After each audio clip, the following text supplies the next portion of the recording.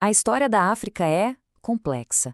Muitas vezes, ela foi contada por outros, e essa versão da história acaba escondendo um segredo que está bem debaixo da terra, a sua imensa riqueza mineral. Nessa análise, a gente vai desenterrar a verdadeira história do continente. É uma jornada de poder, de exploração e, claro, de muita resistência. Tudo forjado no fogo de suas minas. Parece até história de filme, né? Mas é a pura verdade. A gente está falando de Mansa Musa, o imperador do Mali. Pensa só, no século XIV, ele fez uma peregrinação para Meca, levando tanto, mas tanto ouro, que ele simplesmente quebrou a economia do Egito por um tempo. Isso muda completamente a imagem que muita gente tem da história da África, não é mesmo? Então, bora lá.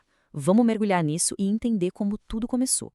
Muito antes dos europeus sequer sonharem em chegar lá, a África já era um baita centro de poder e riqueza, e a base de todo esse poder estava literalmente debaixo dos pés do seu povo.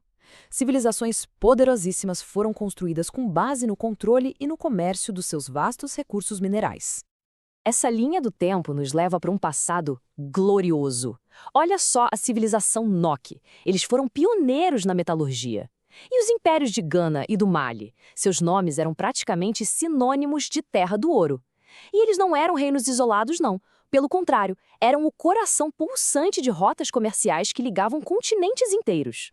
O que é fascinante aqui é ver como cada recurso tinha um papel muito específico. O ouro, claro, era a moeda do poder.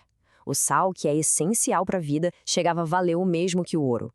O ferro, bom, o ferro dava uma vantagem tecnológica e militar absurda. E o cobre e o marfim alimentavam o comércio de luxo e a arte. Era uma economia super complexa e sofisticada. E aí, a história muda. Muda de um jeito drástico. Com a chegada das potências europeias, começa uma era de exploração violenta que transformou a riqueza da África numa verdadeira maldição.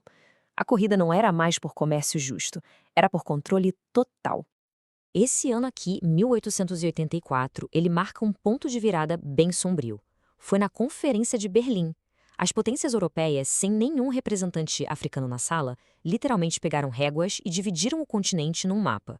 O objetivo era bem claro: oficializar e acelerar a exploração dos recursos minerais para alimentar a revolução industrial deles.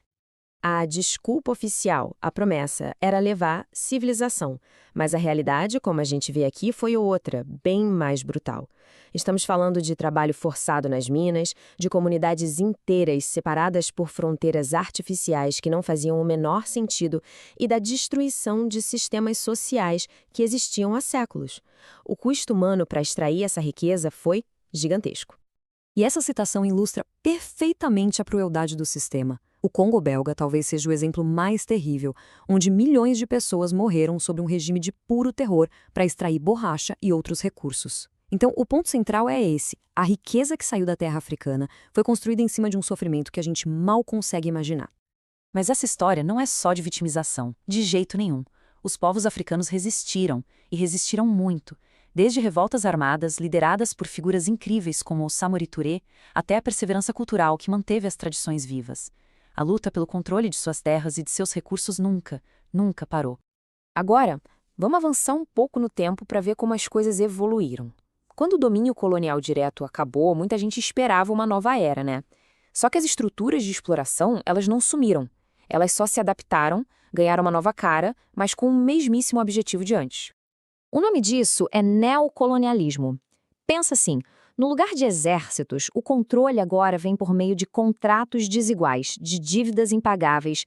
São corporações multinacionais e potências estrangeiras que continuam tirando a riqueza, e o que fica para trás é um rastro de dependência econômica. E a corrida continua, só que os alvos mudaram um pouco. Hoje, o foco está nos minerais que são essenciais para a nossa tecnologia: o cobalto dos nossos celulares, o lítio das baterias dos carros elétricos.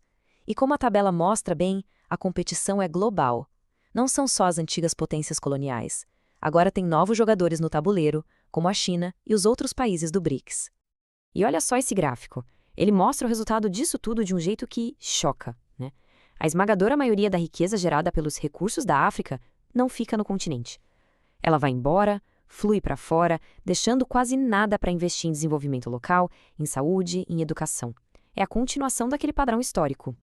Mas a história, felizmente, não termina aqui.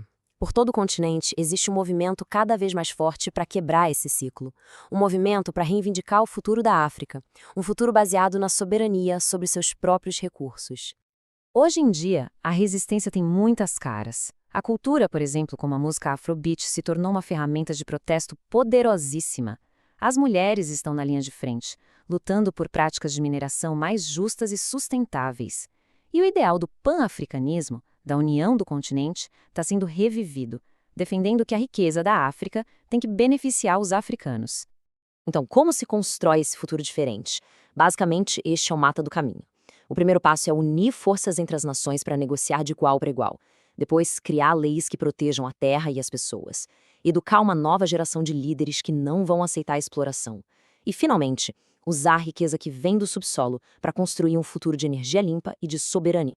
E tudo isso nos deixa com essa pergunta, que é a questão central. A demanda do mundo por esses recursos só vai aumentar.